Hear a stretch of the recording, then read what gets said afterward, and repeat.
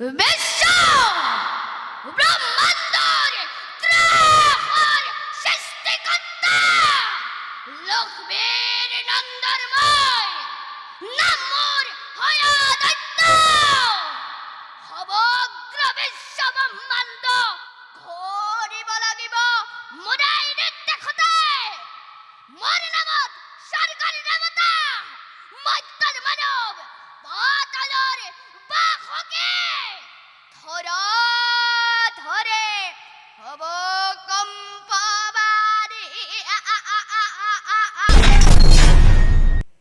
নমস্কাৰ। নিহিংগময়ী নাটখনৰ হিৰণ্যাক্ষ চৰিত্ৰটি এটি সংলাপ গাবলৈ লৈছোঁ। দাদা এক নতুন সৃষ্টিৰ মই মেলিম পাতনি অখতি পৰাক্ৰম কিমান। নমস্কাৰ, মোৰ নাম শ্ৰী নৈৰিতপ্ৰাণ নেওগ। মই আজি হিন্দু মুনিৰ পিতৃভক্তি দশৰথৰ স্বৰ্গ উদ্ধাৰ নাটভাগীৰ মই হিন্দু মুনিৰ সংলাপ আপোনালোকৰ আগত উপস্থাপন কৰিবলৈ লৈছোঁ। সদায় দেখি থকাই সৰজুৰ নদীখন প্ৰতিদিনে নব্যৰূপত প্ৰতিভাত হয় সন্মুখত মোৰ। কলো সৰজুৰ সুললিত ধ্বনিয়ে এক অপূৰ্ব সাংগীতিক মূৰ্ছনাৰ কৰিছে সৃষ্টি। আহা, যেনেই চাওঁ দেখা পাওঁ প্ৰকৃতিৰ ৰূপ মানুহৰ। নদীৰ দৰিয়লি পৰ্যন্ত কণ কণ বালিমাহী চৰাইবোৰে বলুকাত অপূৰ্ব ভাস্কৰ্য কৰিছে চিত্ৰিত। হে প্ৰভু, তোমাৰ কি যে বিনন্দীয়া সৃষ্টি। দেখিয়েই সৰজুৰ নান্দনিক ৰূপ জাগতিক জীৱনৰ প্ৰতি মোহবিষ্ট হ'ব খোজে। মোৰেই সাত্বিক ব্ৰাহ্মণ্যৰ জীৱন।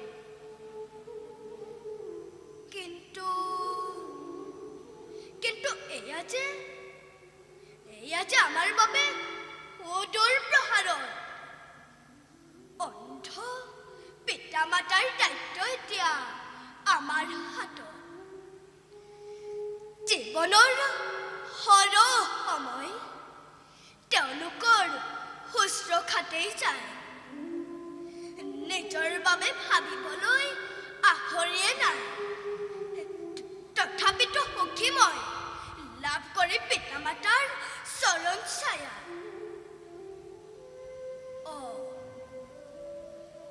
কিবা কিবি ভাবি বহু সময় অবাবতে কৰিলো ব্যয়। যাওঁ জললৈ ঘূৰি যাওঁ আমাৰ আশ্ৰমে।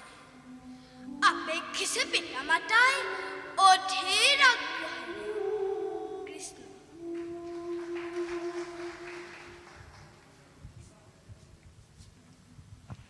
প্ৰতিযোগীগৰাকীৰ আমি উজ্জ্বল ভৱিষ্যত কামনা কৰিছোঁ।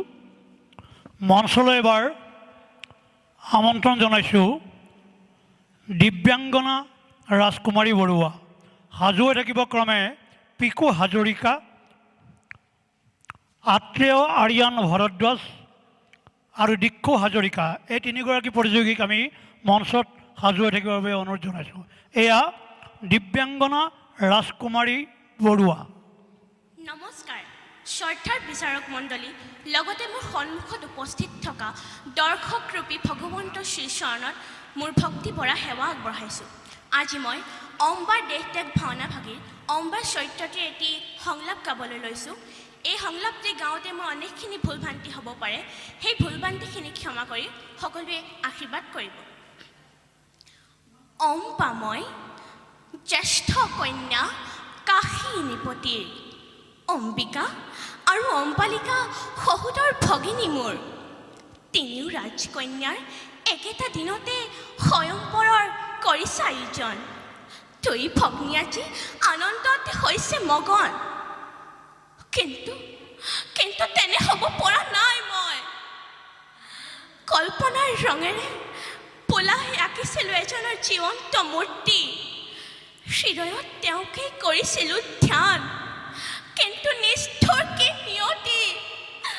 নিয়তিয়ে যেন ভাঙি দিব বিচাৰিছে মোৰ মধুৰ কল্পনা।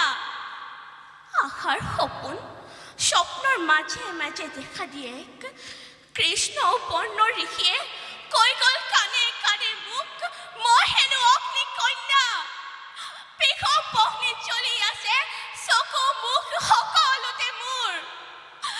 জানো মই স্বপ্ন মোৰ কেতিয়াও ব্যৰ্থ হোৱা নাই।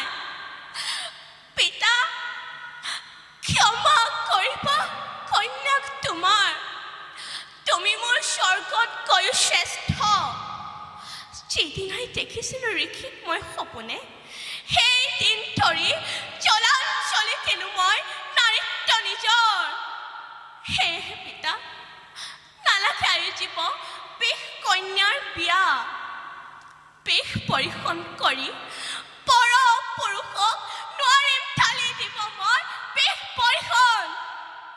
বুকুত মোৰ টপ টপকৈ জ্বলি উঠা সেকুৰা প্ৰচণ্ড ব্ৰহ্মী, তাক নিৰ্ভাৱিত কৰাৰ কাৰো শক্তি নাই। সেয়েহে পিতা বন্ধ কৰা সেই আয়োজন।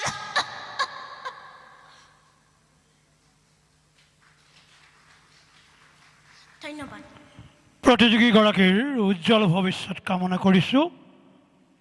মঞ্চলৈ আমন্ত্ৰণ জনাইছোঁ। নমস্কাৰ। নিহিংগময়ী নাটখনৰ হিৰণ্যাক্ষ চৰিত্ৰটি এটি সংলাপ গাবলৈ লৈছোঁ।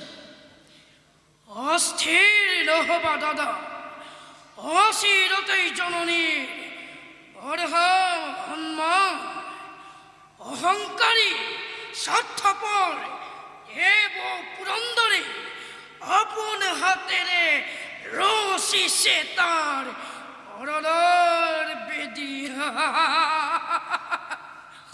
নাগ নৰ দক্ষ আকাশ পাতাল এই সকলোকে ধ্বংস কৰি মই এটি নিমিষতে ধ্বংস কৰি স্বৰ্গ মৰ্ত্য বিশাল বিশ্ব দাদা এক নতুন সৃষ্টিৰ মই মেলিম পাতনি।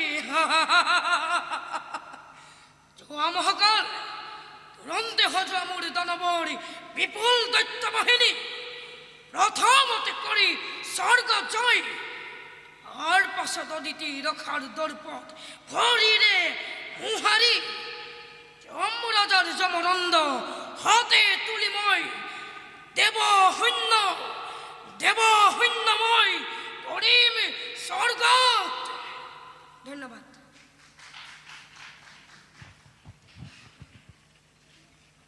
এইবাৰ আমন্ত্ৰণ জনাইছোঁ আত্ৰেয় আৰিয়ান ভৰদ্বাজ, সাজু হৈ থাকিব দিক্ষু হাজৰিকা। এয়া আত্ৰেয় আৰিয়ান ভৰদ্বাজ। মোৰ নাম শ্ৰী আত্ৰেয় আৰিয়ান ভৰদ্বাজ। মই আজি মৎস্য অৱতাৰ নাটভাগীৰ হয়দৈত্য চৰিত্ৰটোত এটি সংলাপ ক'বলৈ আগবাঢ়িছোঁ। বিশ্ব ব্ৰহ্মাণ্ডৰ ত্ৰাসৰ সৃষ্টিকৰ্তা লক্ষ্মীৰ নন্দৰ মই নাম মোৰ হয়দৈত্য।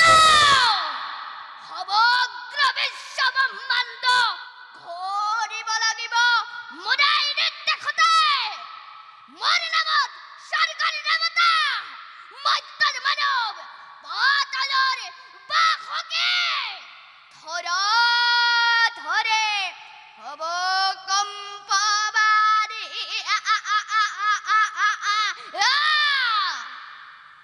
ব্ৰহ্মাৰ কন্যা সৰস্বতী সৌন্দৰ্যৰ ৰাণী কৰিব লাগিব মোৰে অৰ্ধাংগিনী।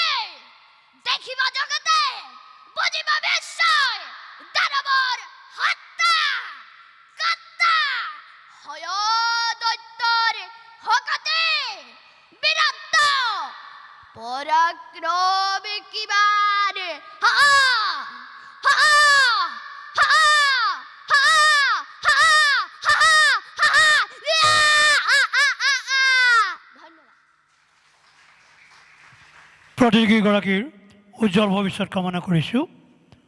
প্ৰতিযোগিতাৰ এইবাৰৰ প্ৰতিযোগী দিক্ষু হাজৰিকা, সাজু হৈ থাকিব মৃদুপৱন গগৈ, হেপী দাস আৰু ময়ূখৰাজ নাথ।